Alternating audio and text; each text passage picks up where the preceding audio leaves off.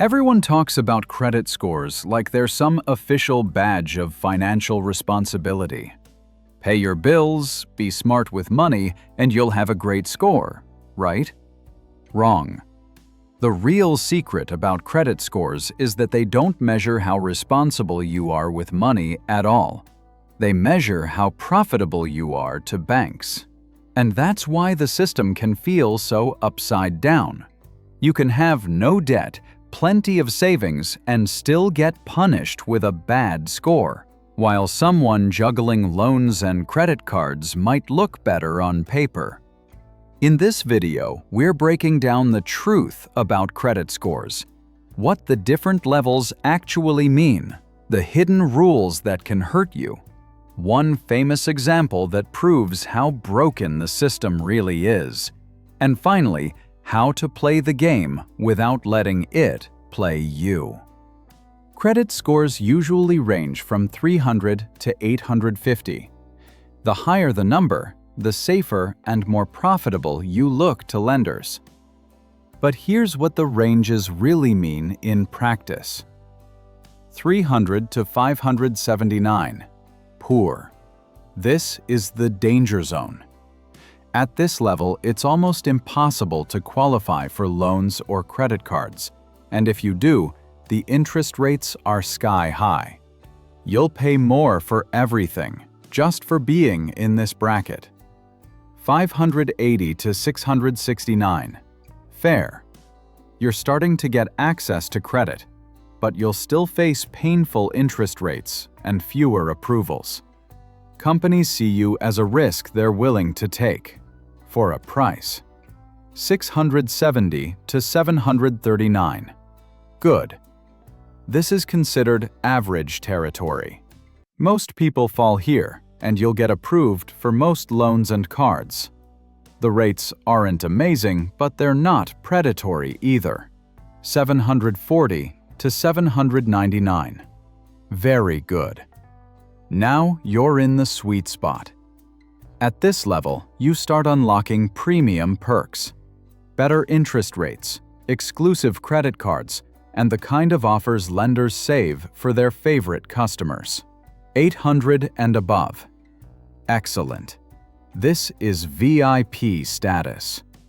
You'll qualify for the lowest rates, the best deals, and often you'll be first in line for any kind of financial product. Lenders love people in this range because they're profitable and reliable. Here's the kicker.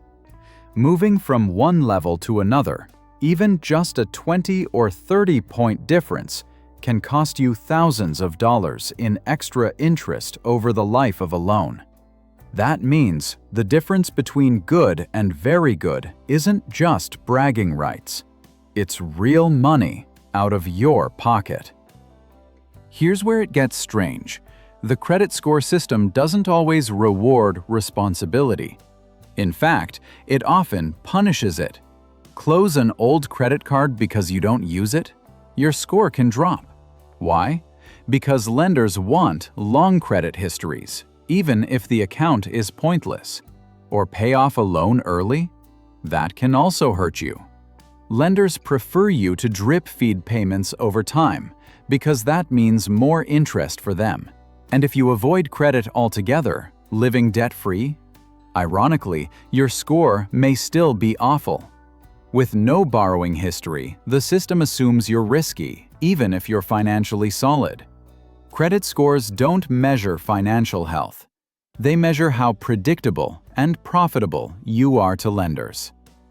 Nothing shows how broken the system is better than this. Financial expert Dave Ramsey once told a hypothetical story about how he would not be allowed to rent out an apartment because his FICO score is non-existent. Now here's the punchline. Dave Ramsey could have, if he wanted to, buy the entire apartment complex in cash on the spot.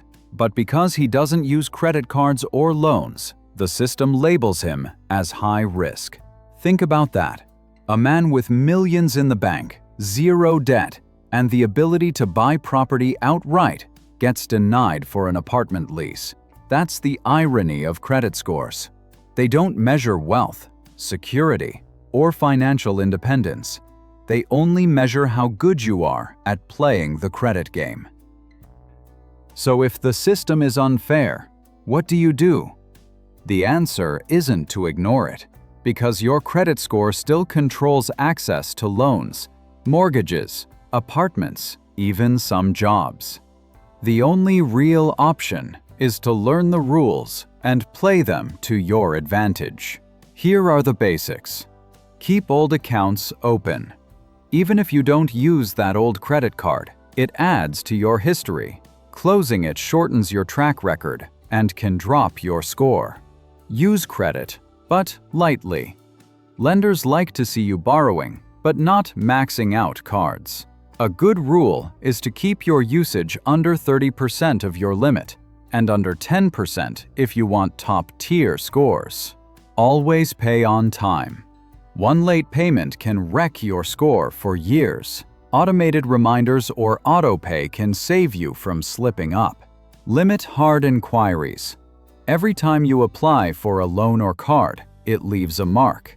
Too many in a short time looks desperate to lenders and drags you down. It's not about loving credit. It's about recognizing that the system is a game. And once you know the rules, you can use them to protect yourself, keep costs low, and move up the ladder without being trapped by it. At the end of the day, your credit score isn't a reflection of your financial intelligence, your savings, or your true stability. It's the bank's rating of how profitable you are to them. That's the secret. But instead of fighting it, the smart move is to recognize the system for what it is and use it on your terms. Build your score not because it defines you, but because it lowers your costs, opens doors, and gives you leverage when you need it. A credit score doesn't tell the full story of your financial life, and it never will. But if you understand the game, you can make sure it works for you, not against you. Hey, you stuck all the way till the end. If you have any suggestions on what topics we should cover next, feel free to leave them in the comments below.